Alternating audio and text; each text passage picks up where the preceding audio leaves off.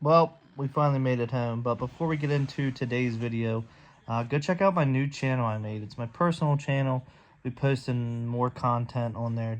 I made an intro and then one video up there already. I'll link it in the down in the comments below. It'll be the first tag comment, and go follow me there. Try to get me to 1,000 subs. Thanks, guys. Well, that was weird. My camera was giving me issues, wouldn't connect. But we're on the turnpike. We're 136 miles from delivery, which is nice. Delivery is 3 miles from my house. That's awesome. So we'll unload the cars. We got a bunch of parts to unload. I'm sure there'll be help there. Which seem like awesome people, which I'm very excited to deal with because one, good people are hard to come by. Two, they live right down the road from me, and we seem to be on the same page. Anyways, this brokerage is giving me a freaking headache. It is what it is. The lack of... Something's vibrating. It's gonna drive me nuts. Oh, I found it. The lack of, I guess we could say, like, professionalism from some people in this industry is just kind of unbelievable. I get it, because what happens is these guys they don't run legal, they do this, they do that, you know, they mess something up, they go out of business, they start another one in someone else's name, and you kind of got to weed through those, which is tough because who you talk to on the phone, being like a dispatcher, may not even work with that company, like work for them, so they're just like a third-party dispatcher. And then the driver shows up and doesn't speak any English, or shows up with not the equipment. Like I've been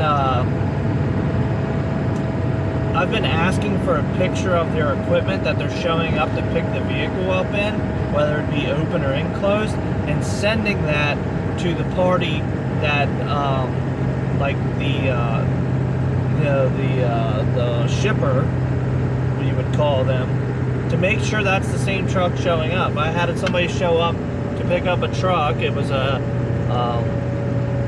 2006 F-250 crew cab short bed diesel, and they sent me a picture of a low profile wedge, which I was like, oh, that's awesome, you know, that's perfect. Showed up to pick it up in a Tundra with like an 18-foot car trailer.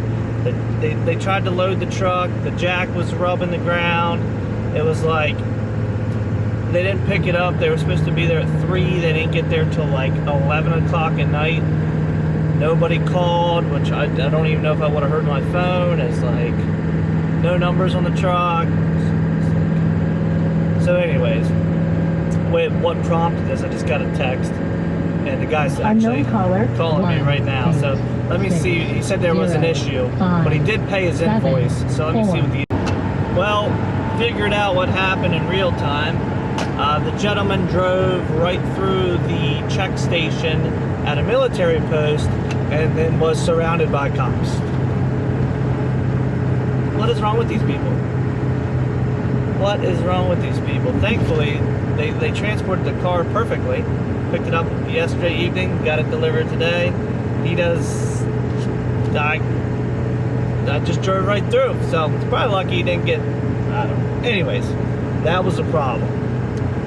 I think we have it resolved. Quick update, vehicle successfully delivered with no damages, but the driver is currently being detained by the military. Thankfully, he's not one of my drivers. He's just it was just a broker load, and apparently he couldn't read the signs that said, do not enter. Alright, 7.3's running. She did not want to start. I got her jump box here. I've got to run up the road, literally, I don't know, 5 minutes. Pick up a car, which is going to be interesting because we're putting it in the enclosed, but it's a run and drive from Copart. I'll explain all that why. Not something I'd usually do, but I'm just trying to make an extra couple bucks making my way out towards Chicago. All right, well, we got it cleared out. Gonna wait for our Tahoe. I just got here and the driver already pulled up and said, "You sure that thing's gonna fit in there?" I said, "Come on, man. That's why I bought an extra tall trailer. She'll fit in there perfectly." But got her opened up, and thankfully this is the only other guy here. So I little single car action,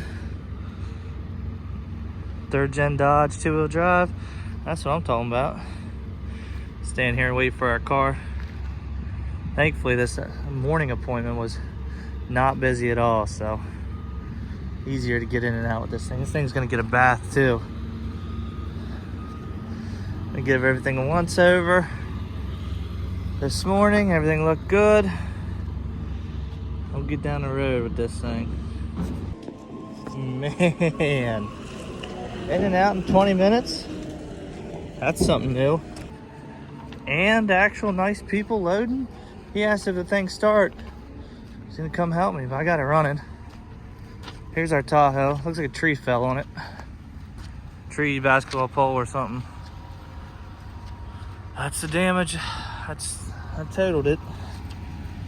41,000 miles. Not a bad little rig. It's got some water, I guess, from the window being busted out. It smells musty inside. Z71. Something happened over here too. Interesting. We got our inspection done. It's missing a mirror on that side. Must have got hit hard. Whatever fell in it. Busted out the glass. All that damage, but as you can see, the seat's a little moldy, a little musty. I've got covers I use for the floors in nice cars. I'm gonna go grab one and sit on it so I don't get mold on my butt. Guess you never know when something like this come in handy. How to sit in mold. On today's episode of What Can We Stuff in an Enclosed Trailer,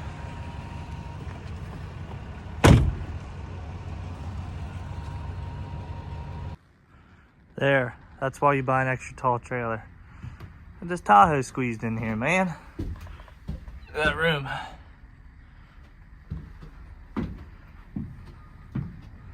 Usually with this, it's getting through the door is a problem with stuff this tall. G-Wagons, Tahoes. This one fit in perfectly. It's a little wide. Let me show you why I bought a trailer with all these escape doors. So I was able to just pop this door open and hop out. And then I have access to put my wheel strap here. The backs are easy. And then I can get the other front from the other side. This thing needs a bath, but I guess I'm only gonna get a little bit of fuel here to get me to where I can get it for $4.50. I'm gonna probably put like 50 bucks in just to get there. And got this whole Royal Farms blocked up, which is not ideal. All right, well, it's the morning time. We are in, we're on the turnpike, the Ohio Turnpike. Probably, I can tell you where. No, I can't. 350 miles out from Montgomery, Illinois is where we dropped this truck off at, or this Tahoe off at, and then we go over to Elburn, Illinois to pick up to head back to town. So I got 58 miles in this morning. I hadn't tied my shoes yet, so I'm tying my shoes. I'll walk in here and get a coffee and keep getting down the road. That's a slick little Bennett truck there, a little haul and tow. We're in Angola, Indiana, and just getting breakfast. I don't even know what time it is. What time is it? 10 o'clock? So we're gonna get fuel here because pump price is $5.60. TSD fuel card price is only $3.90 here. The first time I've got fuel under $4 a gallon in quite a long time. So we've been pushing hard this morning. Figured I'd make one stop, get fuel. I just ordered breakfast in at the Iron Skillet.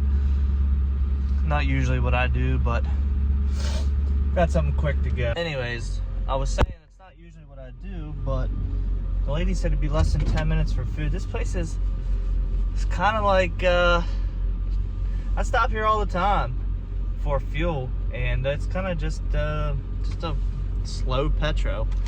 Not much going on here, so we get breakfast and get back on the road. But I'm saving like $1.60 a gallon here, and we got aux tank is empty, and we're at half a tank in the main tank, so we'll probably get about 40 or so gallons here. Well, it looks like I've officially found the middle of nowhere.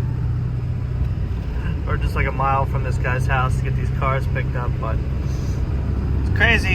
Dirt's black out here for farming. It's crazy how we have such a red clay where I'm from. I don't know, I notice that stuff. You notice that kind of stuff when you're driving all the time, and pretty much do anything to keep yourself entertained. So I'm gonna show you what's in here, and you may be like, Jason, why is that an enclosed? Well, then I'll tell you why. I might have to turn this off and flip on the lights, but let me get this opened up. All right, it's about the best we can do. You see this HHR, SS HHR, okay? We got parts everywhere.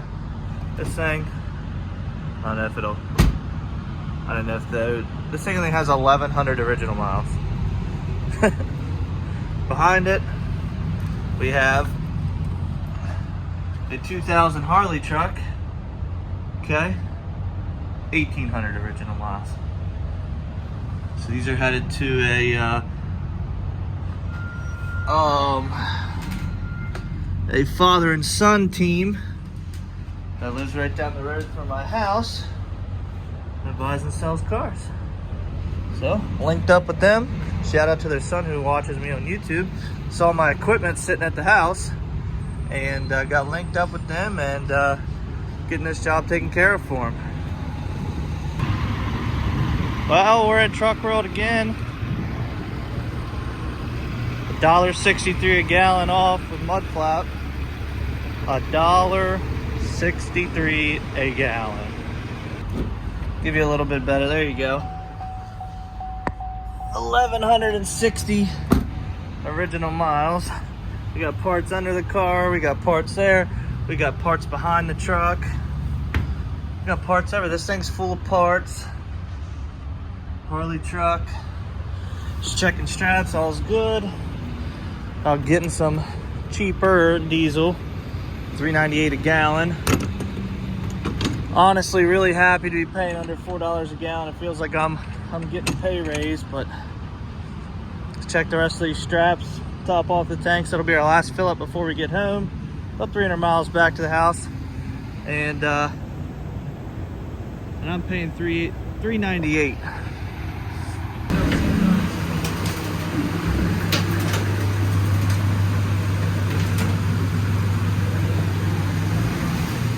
Straight back, you're good.